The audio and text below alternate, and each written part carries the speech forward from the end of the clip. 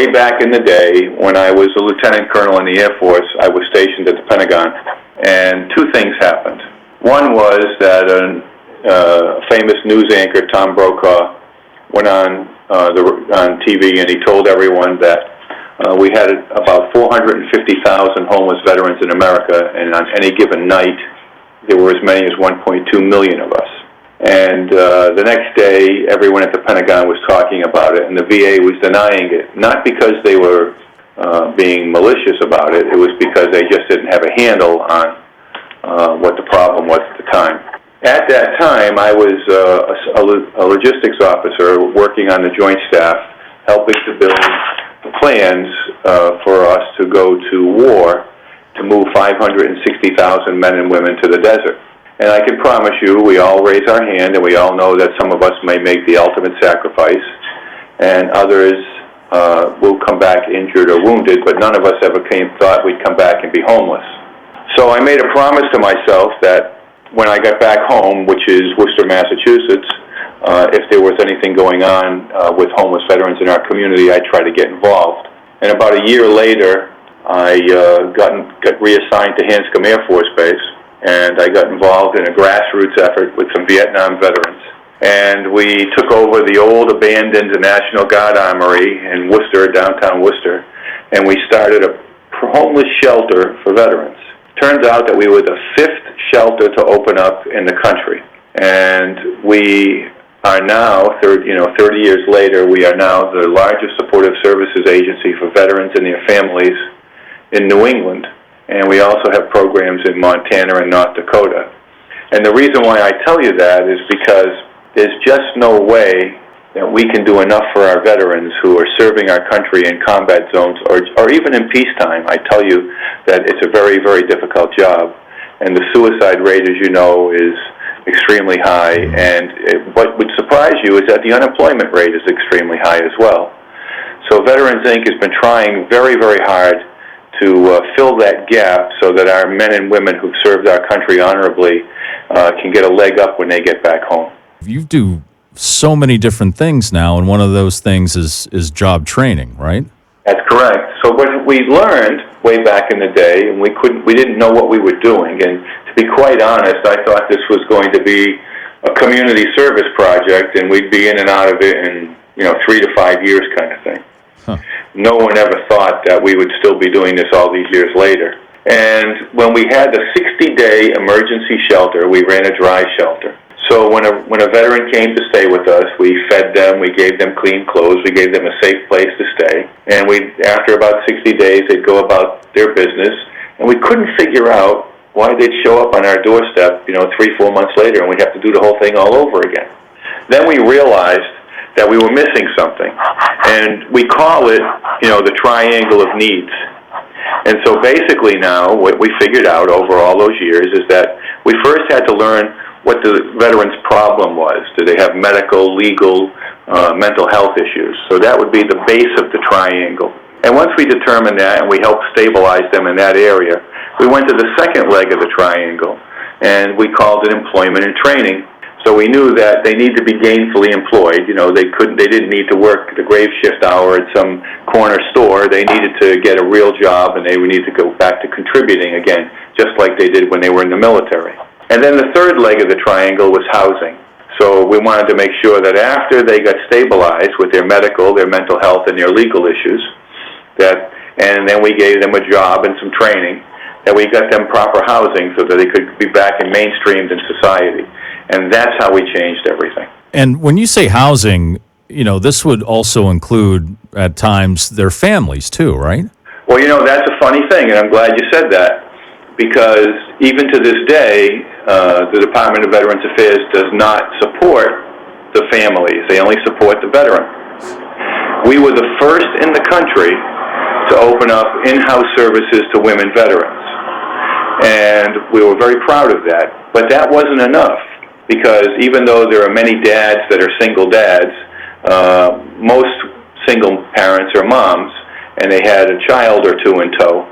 So we then started our own program, the first of its kind in the country, which was a women and children's program. And that was great. We brought children in up to 12 years of age with their moms. And then we learned that, moms were looking for jobs. They were trying to go back to school.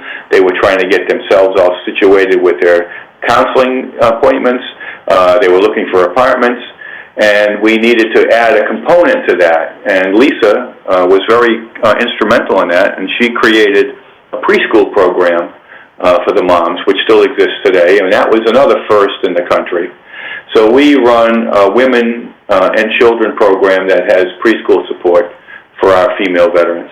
And I don't want to seem like this is an attack on the VA, but why do they not take care of the families? Well, the VA is really a great organization, but let me try to compare it to give you an analogy that might make sense.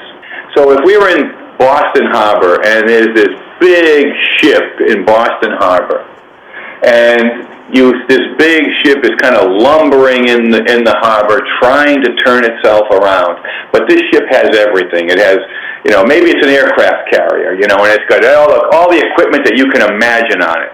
Well, it's going to take a long time for that ship to turn around in the harbor. Now you got a speedboat, and that speedboat's zipping around that harbor like there's no tomorrow. Think of the VA as the aircraft carrier, and think of Veterans Inc. as the speedboat. We can get in and out of a situation quickly, and we actually are a subcontractor to the VA. So the VA asks us to help veterans because they know they can't get it done as quickly as we can. You said when you started any veterans, and that's really anyone who's served. Can they just walk into Veterans Inc. and ask for help, or they absolutely can. Okay. So any veteran, if they're unsure, and it's funny. Some veterans think that they're not eligible because they didn't serve in combat or they didn't get injured when they were on active duty. That's not true. Any honorably served veteran has eligible benefits that they should apply for through the VA and they should get. Now, if a veteran doesn't know what their eligibility is, we have case managers who can help them solve that problem and figure it out with them. I know that's a common issue, isn't it? That veterans just don't know what they have access to, right? That's correct. Yeah. It's kind of sad. I guess we don't do a good enough job when they're on active duty. We do a better job now. We call it a Transitional Assistance Program. So those men and women that are leaving the military will go to briefings and they'll get an overview of what's available to them when they leave the military. So someone like me who wants to help, what is the best way I can do to support your mission there? Although we do get support from the federal government does not pay 100% of the bills. And I'll just give you a small for instance. And Lisa, I think, is going to talk quite a bit about Holiday Harvest and maybe the Pancake Breakfast and some other things that are coming down. Okay. But we need to find ways to raise money so that we can provide the service that we need to the veterans. So if we do simple math, think that about 65% of the funding comes from the government, from state and municipal and federal government grants. And we have to come up with 35% on our own. And that is difficult because we don't sell anything, we just provide services. So we have to find ways to do events and fundraising so we can close that gap to get it to 100%. And so how can I, what's the best way for me to donate with you? Let Lisa answer that question. So, Okay. Mike, right on our website at veteransinc.org, there's a Donate Now button. You can go in there and you can donate. You could actually make the donation in the memory of a one who may have passed that was a veteran or in honor of a veteran. So there's multiple ways. You can send me an email, lisab@veteransinc.org, and I can speak about all the variety of ways that you could get involved and help. So basically, the website is the best place to go, veteransinc.org.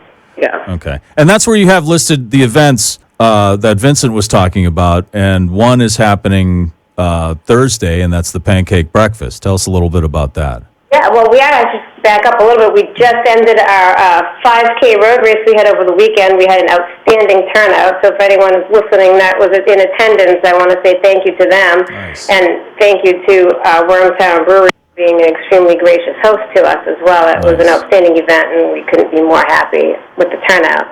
But yes, November is an extremely busy month for us. We do have our annual Pancake Breakfast, followed by the parade that we put on with the city. The Pancake Breakfast, we are very excited to have our community be able to come back and see us in person again. Last year was a little bit different, but this year we're excited to welcome them back to our headquarters at 69 Grove Street, where we will be providing a wonderful pancake breakfast with eggs and bacon and everything that makes a nice big breakfast. And that is in thanks to Gibson's Dairy for helping provide a lot of that food for us. So that would be starting at 8:30 a.m., and we will go right up until the parade, which starts at 11. And if everyone goes outside, we have a nice little spectator area where we can watch the parade. And the parade will start just up the road and end right around the corner at one of the memorials. It's an awesome parade. It's an awesome day to come in and say thank you to veterans and those who love veterans to come in and be able to support us. And it's free. I was going to say, one of the reasons why we do the Pancake Breakfast, and it's free to the public, and it's veteran, non-veteran, it makes no difference, is because this is our way every year saying thank you to the community who does so much for us. I know on Thursday the kids don't have school, so this would be a great thing to bring the kids and just to make them aware of. Yeah, actually, Mike, thanks for saying that, because we also have a really nice corner where they can make some cards or do some patriotic type crafts or decorate themselves with some face paint to go outside and watch the parade. So it is a full-on family event. And then you have the holiday harvest, which is coming up on the 23rd, right? Yep. Our holiday harvest is our largest event in November. For more than 20 years, we've been providing inactive and active service members who are in need in our community with everything that they need to have a Thanksgiving dinner without having to worry about the cost of it. And so we want to let all of the veterans and active service members out there know that with their DD-214 or their VA or military ID, they can come in that day and they can get all of the stuff that they need. We ask that they pre-register. They can do that by going online on our website at veteransinc.org and looking up for Holiday Harvest. It's right on the main page. They can call our phone number, 508-552-1055, which is a direct link for Holiday Harvest, and they could even just send an email to holidayharvest@veteransinc.org, but we do encourage that pre-registration. And then we are also, this is an event that we could not put on without the community and all of our community partners. We are seeking turkeys. We know that there is a turkey shortage this year, so we really need those turkeys, which we are starting that collection now. We anticipate roughly 500 veteran families to come through, so we need roughly 500 turkeys and the gravy and the stuffing and all of the food items that would make up a Thanksgiving meal. So Mike, on an average holiday harvest year, we will feed in one day 3,000 plus people. That's amazing. That's amazing. But you need turkeys this year. You're kind of short on turkeys. We're always short on all kinds of food. But sometimes it's helpful if we got a cash donation, because then our staff could go and buy those things that we were short on. Like, let's just say, for the sake of conversation, we needed cranberry sauce. Mm-hmm. But if we had a cash donation, then they could go and actually buy the cranberry sauce or the stuffing and fill in those gaps. So if someone wanted to help out, they could go to veteransinc.org and donate specifically for the holiday harvest. Yes, they can. Right on our main page, we talk about Holiday Harvest, and there's a link in there. People can make a cash donation, or they can sign up to provide enough for a certain family, a certain amount of folks in a family. There's multiple options for how people could help with Holiday Harvest that day. Well, I really believe in the work that you folks are doing there, and I really appreciate you taking the time to get the message out, and we'll get the message out here and let people know. And thank you so much, both of you, for what you do for the community. Thank you for your service. I really appreciate that. Mike, thank you so much. Would you mind if I mentioned one of our programs to the community? No, please do. Yeah. So we have a premier program. It's a substance abuse treatment center, and we were the first in the country to open up a veteran-specific treatment program. It's in Shrewsbury, Massachusetts, on 59 South Street. It's called Independence Hall, and as you may know, substance abuse is not a friend of veterans. Yeah. And but this program is open to veterans, family members, and non-veterans as well. And it's called Independence Hall. They can find a link on our website, or they can find the direct web page for Independence Hall at 59 South Street in Shrewsbury. And we would be happy to help anyone who needs that kind of service. Thank you so much for your time. You've been very kind to us. Yeah, well, I appreciate your time. Thank you so much.